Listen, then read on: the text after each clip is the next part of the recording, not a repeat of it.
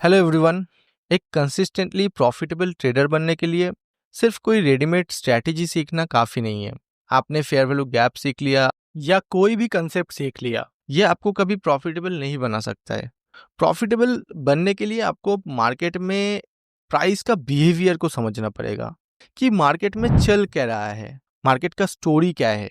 इसको समझना सबसे ज़्यादा इम्पॉर्टेंट है। हालांकि हम मेंटरशिप में रेगुलर बेसिस ऐसे इनसाइट्स शेयर करते हैं, तो मैंने सोचा कि एक वीडियो में यूट्यूब सब्सक्राइबर्स के लिए भी बना दूं, ताकि उनको मार्केट में जो प्राइस चल रहा है उसका प्राइस एक्शन, या फिर आप बोल सकते हो उसका एडवांस प्राइस एक्शन कैसे रीड करना है, थोड़ा बहुत समझ में आए।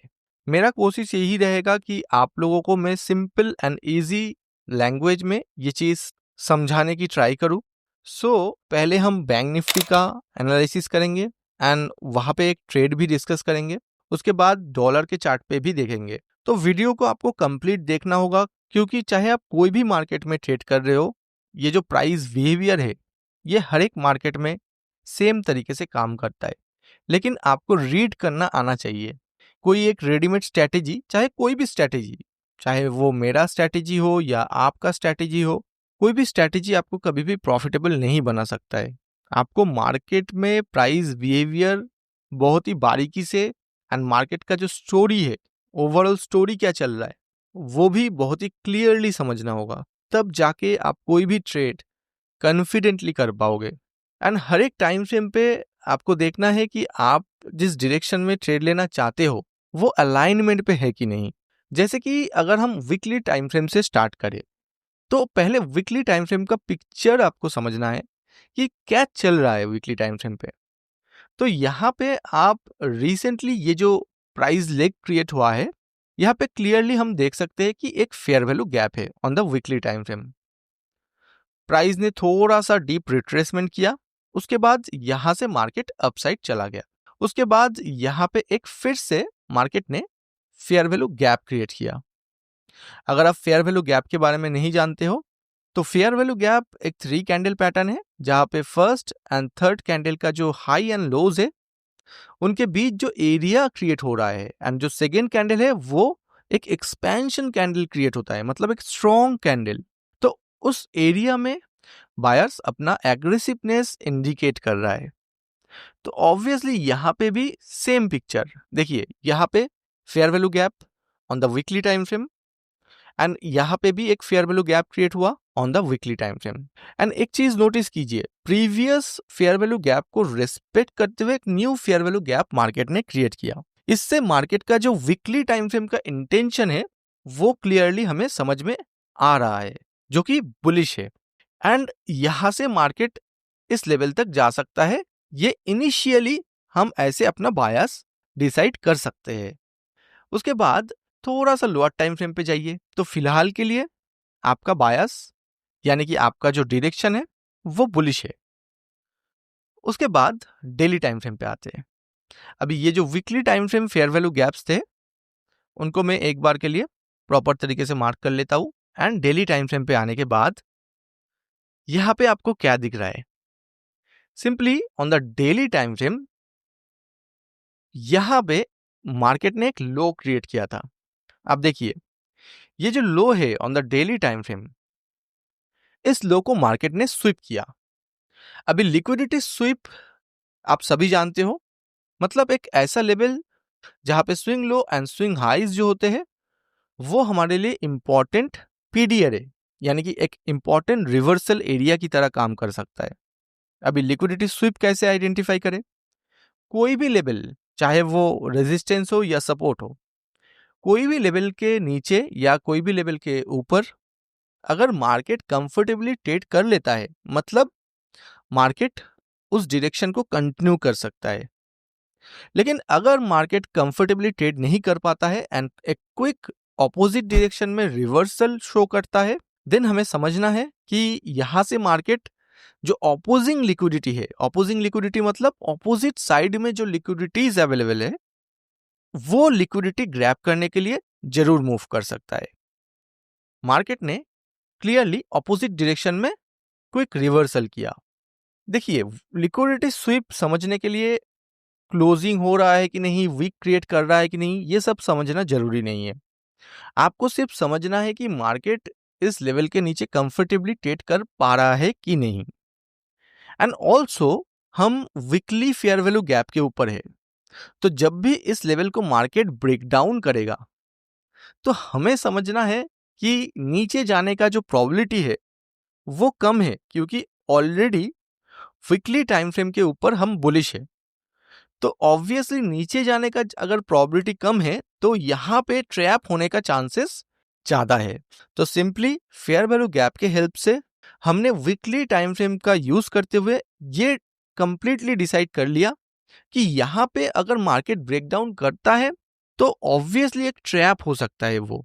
एंड जब हम 1 आवर टाइम फ्रेम पे जाएंगे तो क्लियरली हमें क्या दिख रहा है कि मार्केट यहाँ पे तो थोड़ा बहुत कंसोलिडेशन किया, कोई भी fair value gap down side नहीं क्रिएट किया।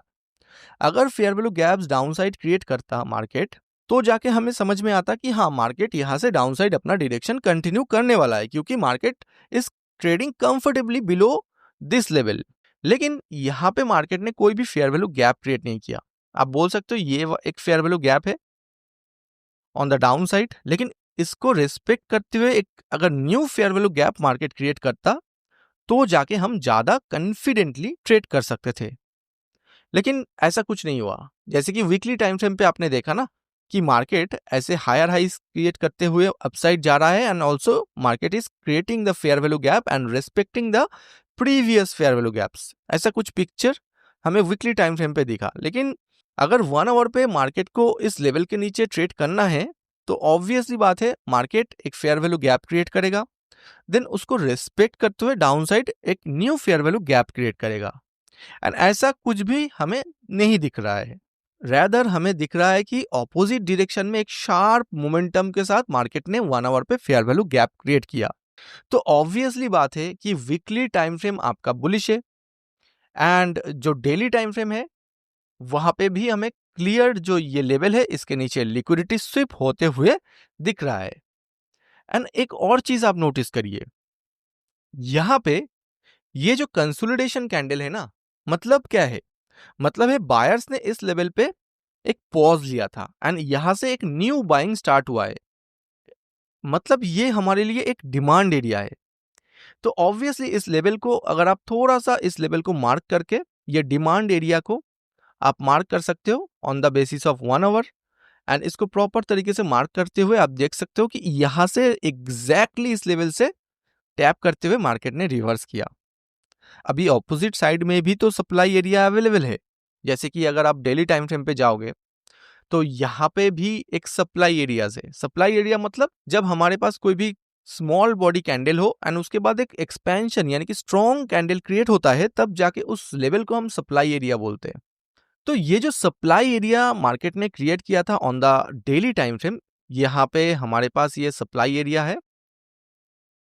ये सप्लाई एरिया ऑलरेडी टेस्ट हो चुका है। आप देख सकते हो यहाँ पे ये कंसोलिडेशन कैंडल के थ्रू जो सप्लाई एरिया मार्केट ने क्रिएट किया था on the daily time frame, इसको मार्केट ने इस रेड कैंडल में ही मिटिगेट कर दिया। ये जो रेड कैंडल है एंड आप देख सकते हो इस सप्लाई एरिया से मार्केट ने एक बार के लिए रिजेक्शन ले चुका है एंड अल्टीमेटली लिक्विडिटी स्वीप करके 1 आवर टाइम फ्रेम का डिमांड एरिया से मार्केट रिएक्ट कर गया।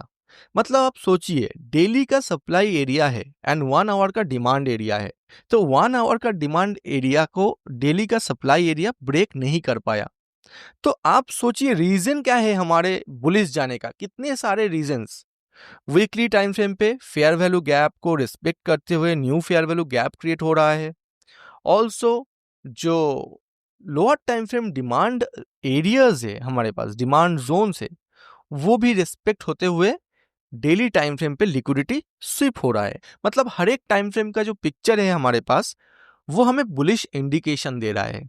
देखो, हर दिन ट्रेडिंग करने से कोई ट्रेडर नहीं बनता। हर दिन 10 पॉइंट 20 पॉइंट आप कमाओगे एंड उसमें भी लॉस करोगे, उससे अच्छा है कि अगर आपको वीकली एक ट्रेड मिलता है एंड एक ट्रेड में आप एक ह्यूज प्रॉफिट कर सकते हो। मैं आगे आपको दिखाऊंगा कि कितना प्रॉफिट हो सकता है।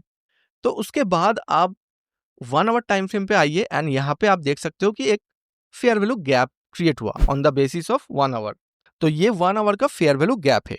एंड अब हम अगर 15 मिनट पे जाते हैं या 5 मिनट पे जाते हैं फॉर द एंट्री, यहाँ पे आप थोड़ा सा नोटिस करिए कि प्राइस ये फेयर वैल्यू गैप को टैप किया एंड एक शार्प कैंडल क्रिएट किया। प्राइस बिहेवियर को समझिए, अभी यहाँ पे छोटा छोटा कैंडल क्रिएट हो रहा था, यहाँ पे जो ये डाउन मूवमेंट दिख रहा है जो कि स्ट्रॉन्ग बिल्कुल नहीं है, उसको एक ही कैंडल के थ्रू मार्केट ने ब्रेक कर दिया।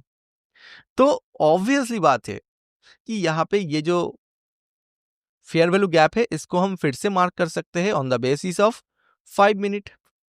तो 5 मिनट फेयर वैल्यू गैप भी हमने मार्क किया। अभी यहाँ पे आप देखिए, यहाँ पे मार्केट ने क्या किया, मार्केट ने फिर से कंसोलिडेशन कैंडल एंड एक स्ट्रॉन्ग कैंडल क्रिएट किया, मतलब डिमांड जोन क्रिएट किया। तो कोई भी डिमांड जोन स्ट्रॉन्ग है कि नहीं वो हम कैसे पता कर सकते हैं? अगर वो कोई सप्लाई जोन को ब्रेक कर दे, जैसे कि यहाँ पे भी एक कंसोलिडेशन कैंडल, एक स्मॉल रेंज कैंडल, देन एक एक्सपेंशन कैंडल, मतलब एक सप्लाई एरिया क्रिएट हुआ था। ये जो लेवल है ये एक सप्लाई एरिया है हमारे लिए। तो इस सप्लाई एरिया को इस डिमांड ने ब्रेक कर दिया। तो मतलब सिंपल है, कितने ज्यादा कंफर्मेशन आपके साथ है to go for the upside. तो अल्टीमेटली ये जो सप्लाई एरिया था, इस डिमांड ने इस सप्लाई को ब्रेक किया, तो इस डिमांड से हमारा फर्स्ट एंट्री बन जाता है। इस 5 मिनट डिमांड से हम ट्रेड जरूर ले रहे हैं, लेकिन इसके पीछे आप देखिए कितना स्ट्रॉन्ग स्टोरी मार्केट ने क्रिएट किया है। ये 5 मिनट का डिमांड है, तो इस 5 मिनट के डिमांड से मार्केट ने मूव कर लिया।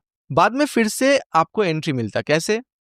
आपने देखा कि यहाँ पे प्राइस ने फिर से इस डिमांड को रिस्पेक्ट करते हुए एक इस लेवल पे डिमांड क्रिएट किया, इस लेवल पे, एंड ऑल्सो यहाँ पे भी एक डिमांड क्रिएट किया। अभी ये जो डिमांड है इसको मैं क्यों स्ट्रॉन्ग बोल रहा हूँ? क्योंकि ये डिमांड ने इस पूरा जो एरिया है जो कि बिल्कुल भी स्ट्रॉन्ग नहीं है, आप देख सकते हो lots of consolidation candle going down side, यहाँ पे कोई भी एक्सपेंशन कैंडल नहीं है, एंड यहाँ पे ये जो सप्लाई है दोनों को मार्केट ने स्ट्रॉन्ग कैंडल्स के साथ ब्रेक किया एंड ऑल्सो इस सप्लाई को भी ब्रेक किया। तो ये जो एरिया है ये हमारे लिए इंपॉर्टेंट होता है। एंड जब हमारे पास कंसेक्यूटिव एक ही प्राइस लेग के अंदर दो डिमांड एरिया बन जाता है, तो हम जो एंट्री है वो फर्स्ट डिमांड एरिया से ले सकते हैं, बिल्कुल ले सकते हैं, लेकिन स्टॉप लॉस आपको ये डिमांड एरिया के नीचे ही रखना होगा। तो एक चीज देखिए, जो फर्स्ट एंट्री है वो आपका यहाँ पे बनता, ठीक है, फर्स्ट एंट्री। यहां तक आते आते आपको 1:3 के अराउंड टारगेट भी मिल जाता।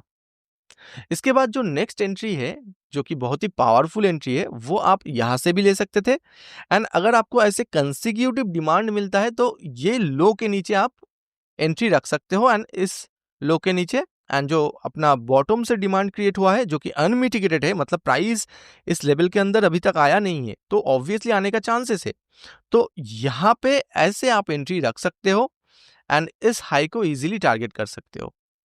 तो आप देख सकते हो एक ही दिन में ये जो कैंडल का साइज है ना, इस साइज के हिसाब से आप एक ही दिन के अंदर बहुत ही लार्जर मूव कैप्चर कर सकते हो। एंड अब देखिए यहाँ पे 162 पॉइंट्स के अराउंड आप कैप्चर कर सकते थे। तो हर एक दिन में आप 10 पॉइंट्स प्रीमियम का, 20 पॉइंट्स प्रीमियम का ना लेके जिस हिसाब से कैंडल का यहाँ से मोमेंटम आया है, एटलीस्ट 100 पॉइंट प्रीमियम में आपको बिल्कुल दिख जाता। तो अब देखिए इतना ज्यादा कंफर्मेशन के साथ जो प्राइस बिहेवियर है, जो एडवांस प्राइस एक्शन है, उसको समझते हुए अगर हम ट्रेड करते तो हमें इजीली 2 ट्रेड मिल जाता। तो वीकली ऐसे अगर आप लिमिटेड ट्रेड करोगे लेकिन प्रोबेबिलिटी हाई होगा, आप मार्केट का स्टोरी समझते हुए चलोगे एंड मार्केट का एडवांस प्राइस एक्शन के साथ अगर ट्रेड करोगे, तो जाके आपका जो ट्रेड है वो बहुत ही इजीली टारगेट अचीव कर देगा। एंड आफ्टर दिस आप एक चीज और भी नोटिस करिए, इन सारे लेवल्स को मिटिगेट करने के बाद प्राइस ने यहाँ पे भी तो एक डिमांड क्रिएट किया है इस लेवल पे। डिमांड मतलब consolidation candle and expansion candle.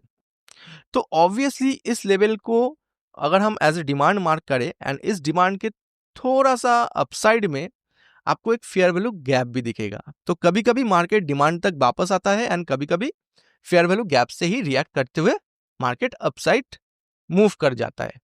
तो ऑब्वियसली बात है, जब हम क्लियरली देख पा रहे हैं कि मार्केट इस लेवल को रिस्पेक्ट करते हुए अपसाइड जा रहा है, तो हम अपना स्टॉप लॉस को भी तो बिल्कुल कॉस्ट टू कॉस्ट ट्रेल कर सकते थे, एंड इस लेवल पे हमें कोई भी लॉस का रिस्क नहीं होता, सिर्फ हमें प्रॉफिट ही हो सकता था अप टू दिस हाई। क्योंकि ऑब्वियसली बात है, जब भी हम कोई ट्रेड लेते हैं तो हम नियरेस्ट अपोजिंग लिक्विडिटीज जो कि स्विंग हाईज पे या स्विंग लोज पे अवेलेबल रहता है। For the bullish market obviously आपको स्विंग हाई देखना होगा टू टेक द टारगेट। तो ऐसे आप इजीली टारगेट कर सकते थे बैंक निफ्टी में। अभी चलते हैं डॉलर के ऊपर। अभी डॉलर के चार्ट को भी हम सेम तरीके से अप्रोच करेंगे। हम मंथली टाइम फ्रेम के ऊपर है एंड यहाँ पे एक फेयर वैल्यू गैप था। एंड आप देखिए ये जो सारे लिक्विडिटीज मार्केट ने क्रिएट किया है टू ट्रैप द रिटेलर, इन सारे लिक्विडिटीज को मार्केट ने ग्रैब कर लिया। तो ये जो लेवल है इसको हम एज अ लिक्विडिटी मार्क कर सकते हैं, क्योंकि मैंने ऑलरेडी आपको बोला कि स्विंग हाई के नीचे लिक्विडिटीज अवेलेबल रहता है। And after taking the liquidity market is not comfortably trading below this level. आप देखिए चाहे मार्केट वीक क्रिएट करे, चाहे मार्केट इस लेवल के नीचे क्लोज करे, that is not important. Important is market quickly reversing from the level. Market को रिवर्स करने के लिए भी रिवर्सल एरिया चाहिए, जो कि यहाँ पे फेयर वैल्यू गैप है। अभी मंथली टाइम फ्रेम पे जो आपको फेयर वैल्यू गैप दिख रहा है, ऑब्वियसली ये फेयर वैल्यू गैप है on the monthly time frame. Same picture को आप वीकली टाइम फ्रेम पे देखिए, आपको दिखेगा कि यहाँ पे lots of consolidation candle create किया मार्केट ने, मतलब मार्केट ने एक पॉज लिया। मार्केट में बिग प्लेयर्स पॉज तभी लेते हैं जब वो फिर से न्यू बाइंग स्टार्ट करते हैं। मतलब यहां से न्यू बाइंग स्टार्ट हुआ है तो ऑब्वियसली उनका पोजीशंस यहाँ पे क्रिएट हो चुका है। तो आप देख सकते हो कि सिमिलर लेवल से ही मार्केट ने रिएक्ट कर रहा है एंड एक शार्प रिएक्शन भी हमें दिख रहा है।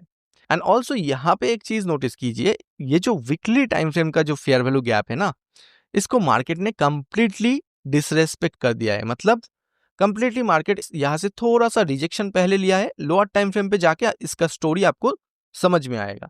देखिए ये जो वीक दिख रहा है ना, मतलब इस वीकली फेयर वैल्यू गैप को, जो कि डाउन साइड में था, इस वीकली फेयर वैल्यू गैप से मार्केट ने थोड़ा बहुत रिजेक्शन लिया, देन मार्केट ने अपसाइड मूव कर गया। तो जब भी कोई भी फेयर वैल्यू गैप को मार्केट अप्रोच करता है एंड थोड़ा बहुत रिजेक्शन लेता है, तो इस हाई को हम रिजेक्शन हाई बोलते हैं। ये जो हाई क्रिएट हुआ है, this is the rejection high. इस लेवल के ऊपर अगर मार्केट कंफर्टेबली ट्रेड करता है तो जाके हम कंफर्म हो सकते हैं कि market is going to move to the upside. तो ऑब्वियसली 4 आवर पे आप जाके देखिए, तो 4 आवर पे इस लेवल के ऊपर हमें क्या दिख रहा है। इस लेवल के ऊपर मार्केट ने क्लोज भी किया है on the 4 our and also market is creating fair value gap.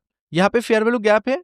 Also 4 hour time frame पे यहाँ पे आपको एक कंसोलिडेशन कैंडल भी दिख रहा है इस लेवल पे, जो कि एक डिमांड जोन की तरह काम करता है। तो 4 आवर का एक डिमांड जोन भी था एंड 4 आवर का एक फेयर वैल्यू गैप भी था हमारे पास। तो इन दोनों लेवल्स को मार्केट ने रिस्पेक्ट किया। एंड अभी अगर मंथली टाइम फ्रेम पे आप फिर से जाते हो तो ऑब्वियसली देख सकते हो कि मंथली टाइम फ्रेम का जो ये तो रनिंग कैंडल है, इस फेयर वैल्यू गैप को हम मार्क नहीं कर सकते क्योंकि ये कैंडल अभी क्लोज नहीं हुआ है।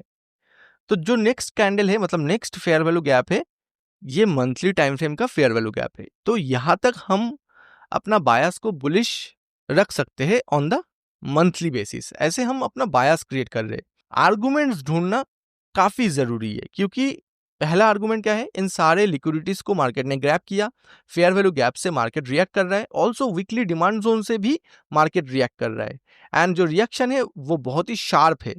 एंड ऑल्सो मार्केट ने ये weekly bearish fair value gap को डिसरेस्पेक्ट कर चुका है एंड यहाँ पे जो 4 आवर का डिमांड जोन क्रिएट किया था मार्केट ने, वहां से मार्केट रेस्पेक्ट करते हुए इस लेवल के ऊपर कंफर्टेबली ट्रेड कर रहा है। कंफर्टेबली ट्रेड करने का मतलब क्या है कि फेयर वैल्यू गैप क्रिएट करेगा, उसके बाद उसको रेस्पेक्ट करेगा, देन वी कैन कंफर्म कि मार्केट अपना डायरेक्शन को कंटिन्यू करने वाला है to the upside rather than taking the liquidity. मतलब यहाँ पे लिक्विडिटी लेके अगर मार्केट को नीचे जाना होता है इस लेवल के ऊपर, क्योंकि ये एक स्विंग हाई है, तो मार्केट बहुत ही शार्प रिवर्सल के थ्रू डाउन साइड मूव करता है। जैसे कि यहाँ पे आप देखो इस लेवल के नीचे मार्केट ने कोई भी फेयर वैल्यू गैप या कोई भी प्राइस एक्शन क्रिएट नहीं किया, शार्प रिवर्सल क्रिएट किया। एंड ऑल्सो यहाँ पे on the daily time frame आप देख सकते हो कि मार्केट ये जो प्रीवियस रेजिस्टेंस क्रिएट कर रहा है उसको सपोर्ट करते हुए मार्केट अपसाइड मूव कर रहा है।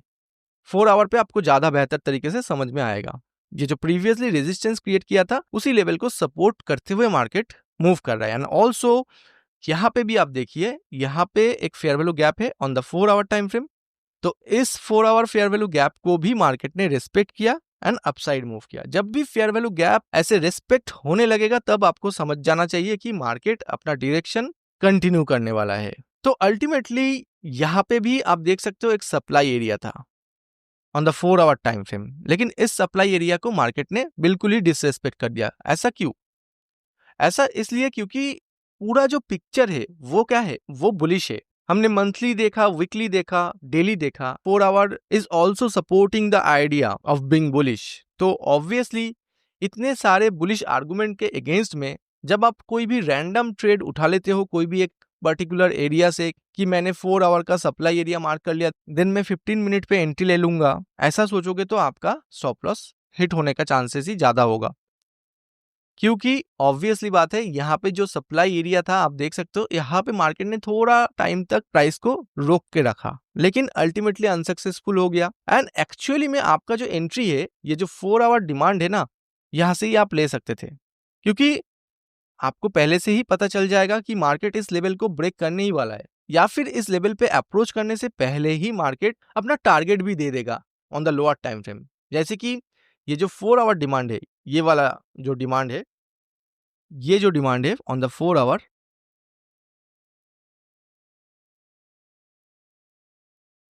यहां पे इस डिमांड पे आने के बाद आप एक चीज नोटिस कीजिए, अगर हम 15 मिनट पे जाते हैं तो एग्जैक्टली मार्केट ने इस 4 आवर डिमांड जोन के अंदर एक 15 मिनट का भी डिमांड जोन क्रिएट किया था इस लेवल पे। डिमांड मतलब सिंपल है, एक कंसोलिडेशन कैंडल एंड उसके बाद एक शार्प मूव। कंसोलिडेशन कैंडल इसलिए क्योंकि यहाँ पे प्राइस पॉज लिया है, मतलब न्यू बायर्स यहाँ पे एंटर किया है। एंड ये जो शार्प मोमेंटम है वो और भी ज्यादा इंडिकेट कर रहा है कि इस लेवल के ऊपर स्ट्रॉन्ग बायर्स अवेलेबल है या फिर उनका पेंडिंग ऑर्डर्स अवेलेबल है। जहां पे 4 आवर डिमांड जोन के अंदर 15 मिनट का डिमांड जोन क्रिएट होने के बाद इस लेवल पे तो डायरेक्टली एंट्री आप कर ही सकते थे, लेकिन अगर थोड़ा सा कंफर्मेशन लिया जाए, प्रीवियसली जैसे कि हमने बैंक निफ्टी में भी डिस्कस किया, अगर थोड़ा सा कंफर्मेशन लिया जाए तो यहाँ पे आप देख सकते हो ये जो सप्लाई एरिया मार्केट ने क्रिएट किया है इस लेवल पे, ये सप्लाई एरिया है ऑन द 4 आवर। थोड़ा सा मार्केट ने इस एरिया से प्राइस को रिजेक्ट किया, देन फिर से इस एरिया के ऊपर मार्केट ने क्लोज कर दिया। दैट इज द इंडिकेशन कि मार्केट जब सप्लाईज को ब्रेक कर रहा है एंड डिमांड को रिस्पेक्ट कर रहा है, वीकली टाइम फ्रेम पे, डेली टाइम फ्रेम पे and also 4 hour time frame पे हम कंप्लीटली बुलिश है। आर्गुमेंट को समझिए, कंप्लीट पिक्चर को समझिए। सिर्फ एक सप्लाई एरिया मार्क करके वहां से अगर लोअर टाइम फ्रेम पे जाके ट्रेड कर लोगे या कोई भी fair value gap randomly mark करके लोअर टाइम फ्रेम पे ट्रेड कर लोगे तो जाके कभी भी प्रॉफिटेबल नहीं बनोगे। जैसे कि यहाँ पे भी एक फेयर वैल्यू गैप था, यहाँ पे देखिए एक छोटा सा ही सही एक फेयर वैल्यू गैप था, ये वाला लेवल। तो इस फेयर वैल्यू गैप से मार्केट ने एक बार के लिए रिएक्ट किया, लेकिन नेक्स्ट टाइम जब इस फेयर वैल्यू गैप पे आया तो ऑब्वियसली इसको डिसरेस्पेक्ट कर दिया, क्योंकि ऑलरेडी ये जो फेयर वैल्यू गैप है मिटिगेटेड हो चुका है, अभी ये फेयर वैल्यू गैप फ्रेश नहीं है। तो अल्टीमेटली यहाँ पे जो डिमांड एरिया आपको दिख रहा है, इस डिमांड एरिया पे आप डायरेक्टली ट्रेड कर सकते थे विथ मोर कंफर्मेशन। वैसे तो पहला ट्रेड आपका यहाँ पे ही एग्जीक्यूट हो सकता था, लेकिन इस एरिया पे, ये जो डिमांड एरिया आपको दिख रहा है, यहाँ पे बहुत ज्यादा कंफर्मेशन के साथ आप अपना एंट्री बना सकते थे। एंड यहाँ पे अगर आप एंट्री बनाते तो क्लियरली ये जो ऑपोजिट डेली का सप्लाई है उस लेवल तक अप्रोच करने से पहले ही आपका 1:4 अचीव हो जाता, एंड फिर भी इसके बाद आप अपना स्टॉप लॉस को ट्रेल कर सकते हो। जैसे कि यहाँ पे फिर से डिमांड एरिया क्रिएट हुआ है तो इस लेवल पे आप अपना स्टॉप लॉस को ट्रेलिंग कर सकते हो इस लेवल के नीचे। उसके बाद आप देखो इस लेवल पे जाके मार्केट ने थोड़ा बहुत प्राइस को रेजिस्ट किया, लेकिन जैसे कि हमने कहा कि अगर हम कंप्लीटली मार्केट का जो पिक्चर है उसके अगेंस्ट में ट्रेड करना चाह रहे हैं तो वो ट्रेड सक्सेसफुल होने का चांसेस बिल्कुल ना के बराबर हो जाता है। सो ऐसे अगर आप मार्केट को अप्रोच करते हो कि कोई भी एक randomly higher time frame mark कर लिया on the 4 hour, then 15 minute पे हमने एंट्री ले लिया, तो ऐसा नहीं है। आपको कंप्लीटली प्राइस के बिहेवियर को समझना होगा। एंड ऐसे ही इनसाइट्स हम अपने मेंटरशिप में बहुत बार डिस्कस कर चुके हैं एंड प्राइस उन सेम लेवल से रिएक्ट भी कर चुका है एंड टारगेट भी दे चुका है बहुत बार। तो चाहे तो आप बिल्कुल फेयर वैल्यू गैप मेंटरशिप को ज्वाइन कर सकते हैं।